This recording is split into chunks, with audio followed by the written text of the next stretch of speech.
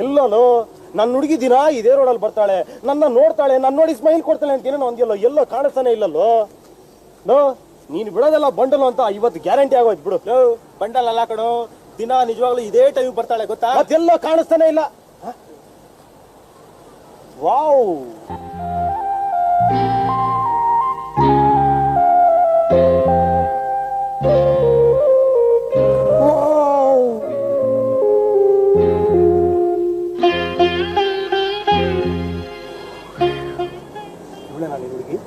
ಇವಳಲ್ಲ ಕಣೋ, ಇವಳು ಯಾರು ಅಂತಾನೆ ನನಗೆ ಗೊತ್ತಿಲ್ಲ. ನನ್ನೇ ಯಾವ ಮಾರಸ್ತ್ಯಾ? ಸತ್ಯವಾಗ್ಲೂ ಇವಳಲ್ಲ ಕಣೋ. ಒಂದ್ ನಿಮಿಷ ಇರು, ನೋಡ್ಕೊಂಡ್ಬರ್ತೀನಿ. ಎಲ್ಲ ಹೋಗ್ತಾ ಇದ್ಯಾ? ನೀನ್ ಹುಡುಗಿ ಅವಳಲ್ಲ ತಾನೆ ಕಣ, ಮತ್ತೆ ಇನ್ಯಾಕೋ ನಿನ್ಗೆ ಅವಳು ಜವಾಬ್ದಾರಿ ಬಿಟ್ಟಾಕ ನೋಡ್ಕೊಂಡ್ಬರ್ತೀನಿ. ಇವಳು ಯಾರೋ ಗೊತ್ತಿಲ್ಲ ಕಣೋ, ಇವಳು ಮುಖ ನೋಡೋ ನನಗೆ ಭಯ ಆಗ್ತಿದೆ. ತುಂಬಾ ಡೀಸೆಂಟ್ ಅಂತ ಕಾಣಿಸುತ್ತೆ ಕಣೋ. ಡೀಸೆಂಟಾ? ನಾನು ಹಾಕಿರೋ ಸೆಂಟಲ್ಲೇ ಅವಳನ್ನ ಹಂಟ್ ಮಾಡಿ ನನ್ನ ಹೆಸರನ್ನ ಅವಳ ಹೃದಯದಲ್ಲಿ ಪ್ರಿಂಟ್ ಮಾಡಿ ಬರಲ್ಲ ಅಂದ್ರೆ ನನ್ನ ಹೆಸರು ಉಪೇಂದ್ರ ಎಲ್ಲ ಬರ್ತೀನಿ ಇರೋ.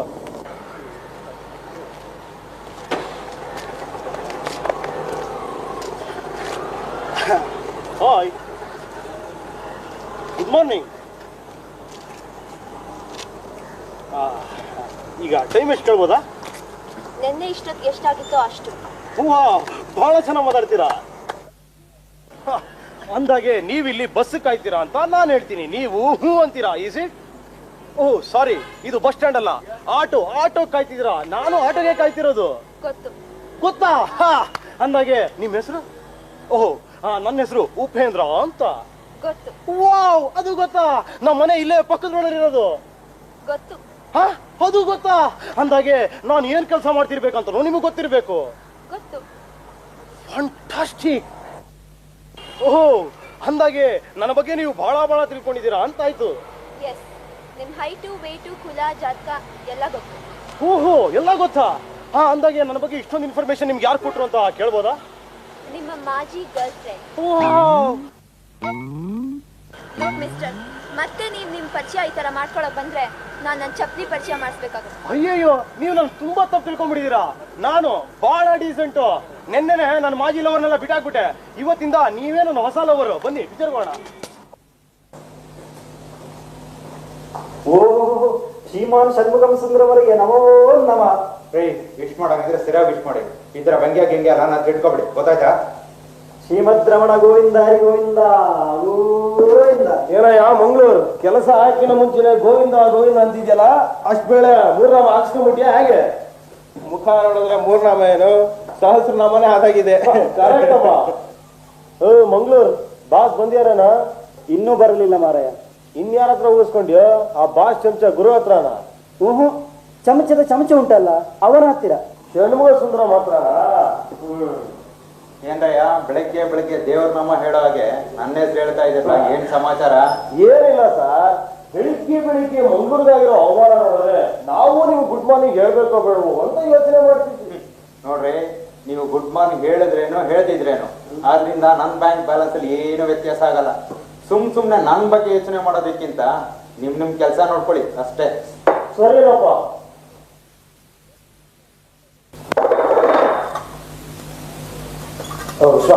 ಒಂದ್ ಸಿಗರೇಟ್ ಇದ್ರೆ ಕೊಡ್ತೇನಮ್ಮ.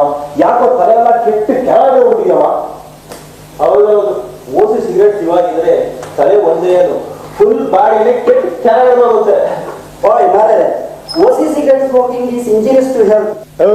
ಮುಚ್ಚ ಬಾಯಿ.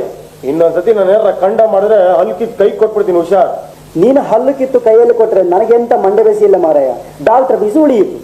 ಅಕಸ್ಮಾತ್ ನಮ್ಮ ಬಾಸಿನ ಚಮಚ ಸಸ್ಪೆನ್ಷನ್ ಆರ್ಡರ್ ಕೈಯಲ್ಲಿ ಕೊಟ್ರೆ ಎಂತ ಮಾಡುದು ಅಂತ. ಹೊರಗಡೆ ಏನೋ ಗಂಧಾರಿ ಕೆಲಸನೇ ನಡೀತಾ ಇದೆ. ಇಲ್ಲ ಅಂದ್ರೆ 2 ಗಂಟೆಯಿಂದ ಅದೇನಿಲ್ಲ ಮೀಟಿಂಗ್ ಮಾಡ್ತಾರೆ. ಅಂತದೇನಿರಲ್ಲಮ್ಮ, ವಾರದ ಕಲೆಕ್ಷನ್ ಬಗ್ಗೆ ಯೋಚನೆ ಮಾಡ್ತಿರ್ಬೋದು. ಓಹ್, ಏನ್ ಸರ್ ಮೀಟಿಂಗ್ ಮುಗಿತಾ? ಏನಂತಾರೆ ನಮ್ಮ ಚೀಫ್ ಎಕ್ಸಿಕ್ಯೂಟಿವ್ ಸಾಹೇಬ್ರು? ಹೇಳೋಕ್ ಕಷ್ಟ ಅಂತ ಬರ್ದ್ ಕಳ್ಸಿ ತಗೊಳ್ಳಿ. ಏನಿದು? ನೀವೇ ಹೋದ್ ನೋಡಿ ಗೊತ್ತಾಗತ್ತೆ. ಅಕಸ್ಮಾತ್ ಮತ್ತೂ ಗೊತ್ತಾಗ್ಲಿಲ್ಲ ಅಂದ್ರೆ ಅಚ್ಚ ಕನ್ನಡದಲ್ಲಿ ನಾನೇ ನಿಮ್ಗೆ ಟ್ರಾನ್ಸ್ಲೇಟ್ ಮಾಡಿ ಹೇಳ್ತೀನಿ.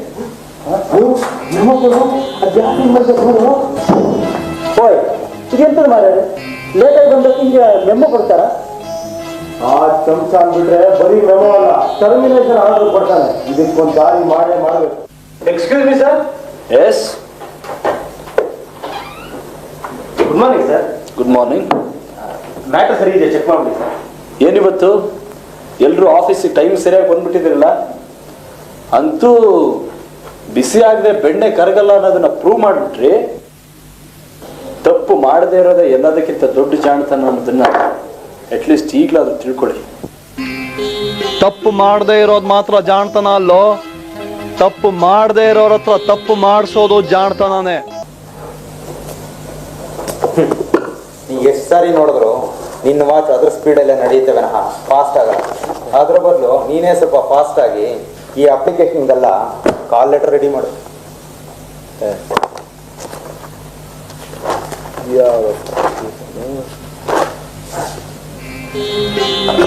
ವಿಶ್ವ ಸಿಗರೇಟ್ ಇಲ್ಲಪ್ಪ, ಸುಮ್ಮನೆ ತಲೆ ತಿನ್ಬೇಡ.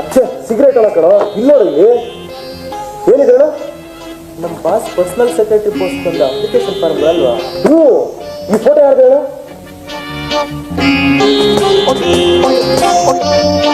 ಯಾರು ಮಾರೇರಿ ಹುಡುಗಿ, ಎಷ್ಟು ಚಂದ ಉಂಟು ಮಾರಾಯ. ಅವಳು ಕಣ್ಣು ನೋಡು. ಇವಳು ಕಣ್ ಕಟ್ಕೊಂಡು ನಿನಗೇನೋ ಯಾವ್ದಾಗಿರೋದು? ಸುಮ್ಮನೆ ಹೋಗೋ ಕೆಲಸ ಮಾಡೋಗ. ಸರಿ ಬಿಡು ಮಾರಾಯ, ನನಗೆ ಯಾಕೆ ಈ ತಲೆ ಬಿಸಿ ಎಲ್ಲ.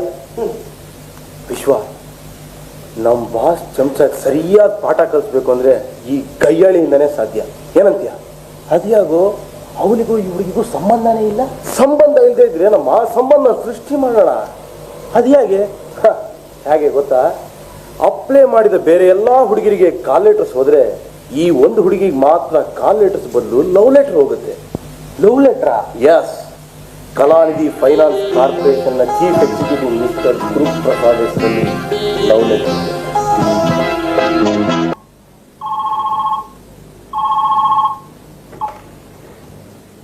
Hello, MD here. ನೀನೇನಾ ಕಲಾನಿಧಿ ಫೈನಾನ್ಸ್ ಕಾರ್ಪೊರೇಷನ್ ಬಾಸು? ಯಾರೇ ನೀವು? ಮೊದಲು ಮರ್ಯಾದೆ ಕೊಟ್ಟು ಮಾತಾಡೋದ ಕಲೀರಿ. ಮರ್ಯಾದೆ ಬಗ್ಗೆ ನಿನ್ನ ಹತ್ರ ಲೆಕ್ಚರ್ ಕೇಳಕ್ಕಲ್ಲ ನಾ ಫೋನ್ ಮಾಡಿರೋದು.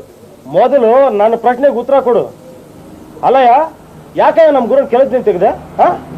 ಅಕಸ್ಮಾತ್ ಅವ್ನು ಲವ್ ಲೆಟರ್ ಬರ್ದಿದ್ದ ಅಂತಾನೆ ಇಟ್ಕೋ, ಆದ್ರೆ ನಿನಗೇನೇ ಲಾಸ್? ಯಾವನು ನೀನು? ನೋಡೋ, ಒಳ್ಳೆ ಮಾತಲ್ಲಿ ನಾಳೆನೆ ನಮ್ಮ ಗುರುನ ಕೆಲ್ಸಕ್ಕೆ ತಗೊಂಡ್ರೆ ಸರಿ, ಇಲ್ಲ ಅಂದ್ರೆ ಬ್ಲಡಿ ಫೂಲ್. ಇಲ್ಲ ಅಂದ್ರೆ ಏನೋ ಮಾಡ್ತಿ? ಏನು ಮಾಡ್ತೀನ? ನೀನ್ ಆಫೀಸ್ಗೆ ಬಾಂಬ್ ಹಾಕ್ಬಿಡ್ತೀನಿ. ಮೊದಲು ಸರಿಯಾಗಿ ಚಡ್ಡಿ ಹಾಕಕ್ ಕಲಿಯೋ. ಬಾಂಬ್ ಹಾಕ್ತಾರಂತೆ, ಬಾಂಬು.